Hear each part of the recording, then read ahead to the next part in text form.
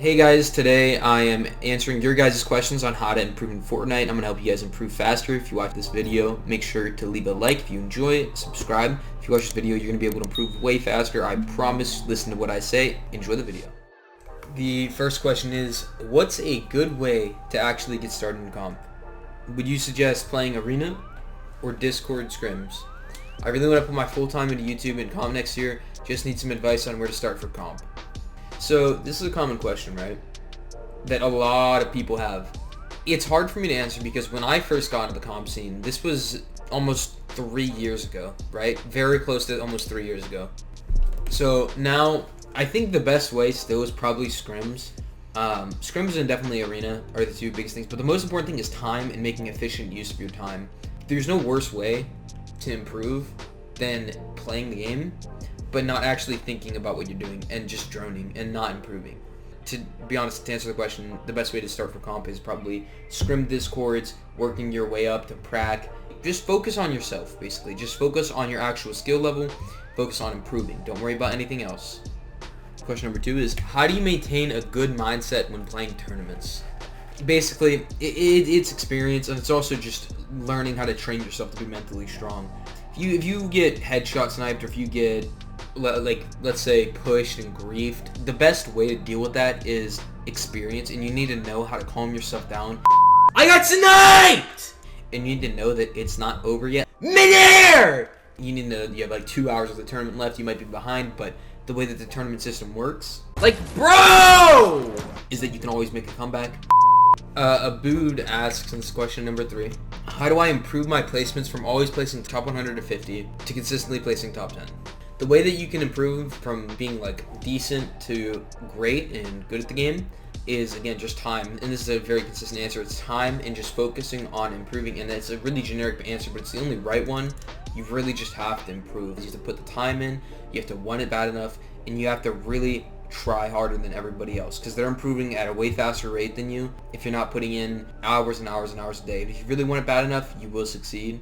It's just very hard. DDR asks, how do you stay motivated to get better at the game? The way that you stay motivated is you have to find that within yourself, right? If you're not motivated to get better, how are you going to force yourself to be motivated? You have to really just want it. I don't know how to find motivation, but the way that I always find motivation, and I don't know if this works for other people, it might. When I hear something or somebody who hates on me or is hating on me, or I hear another pro thinks, oh, that young Calc guy sucks, you know, he's washed or anything like that, it motivates me to improve, motivates me to get better, motivates me to win. And I'm lucky that I think like that. I'm lucky that it gives me such a drive to spite them and prove them wrong, because deep down I know that they're going to be very, very mad when I'm placing higher than them and I'm being more successful than them. That really motivates me. You really have to. If you're not motivated to play the game, you don't get anything out of playing the game. Unless you truly want it, you're not going to force yourself to be motivated. And I see this so much. If you aren't getting paid to play the game already, or you're not making money off of it, why do you want to be motivated to play the game? Why won't you just do what you want to do? Don't force yourself to go pro. Don't force yourself to do something that you don't want to do. If you're not motivated, that's okay. That's what you guys gotta realize. It's okay. If I'm not motivated, it's my job, so I need to find ways to motivate myself. You know, to make up things to motivate myself. But you guys, it's okay if you're not motivated to play Fortnite. I promise you, you can do whatever you want, do what you enjoy. Don't force yourself to do something that you don't want to do. Trust me, it won't work. How can I get better if I have bad genetics? This is from It's Jarian.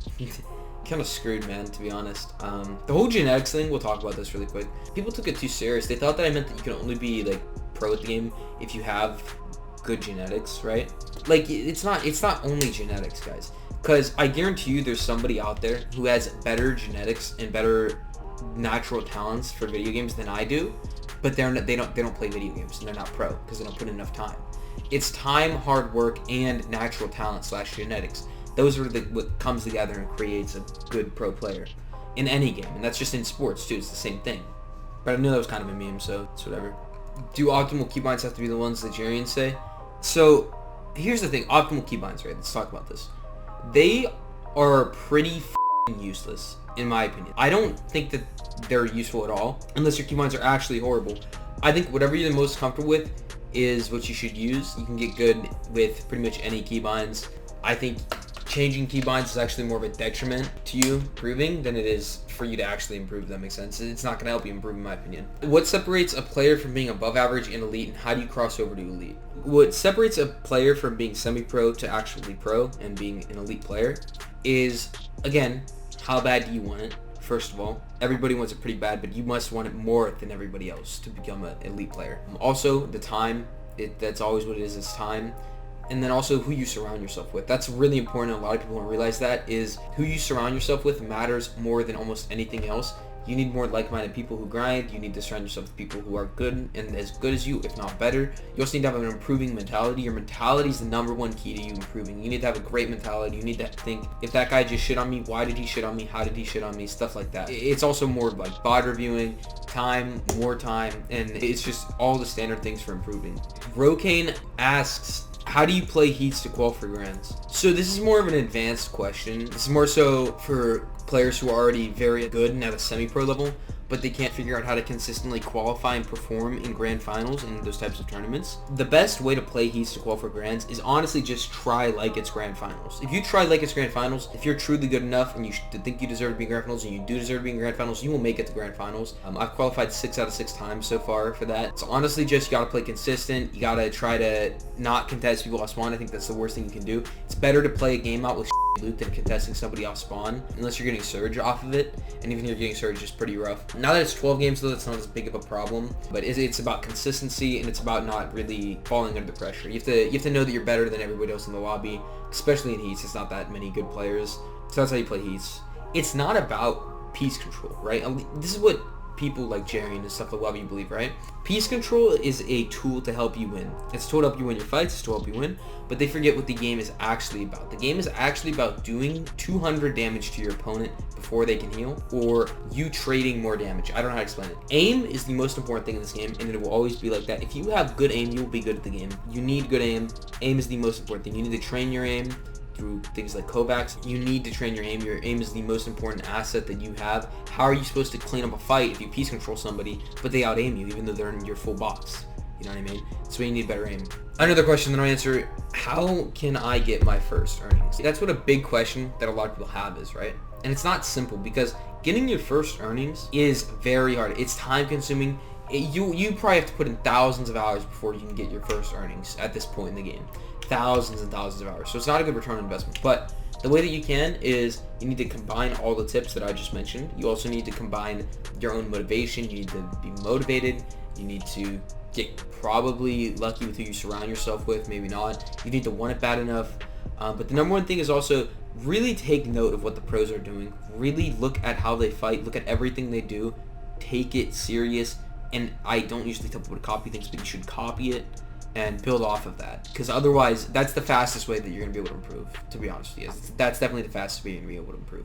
And that's why I think the new set of videos that I'm going to be doing, and the new type of videos I'm going to be doing, which are educational, I think those are going to be very good for you guys, because no other tier 1 pros does educational content like me. I'm probably the best player that does educational content. I mean, you have Arab and Jarian, right? But they're not pros, they're content creators.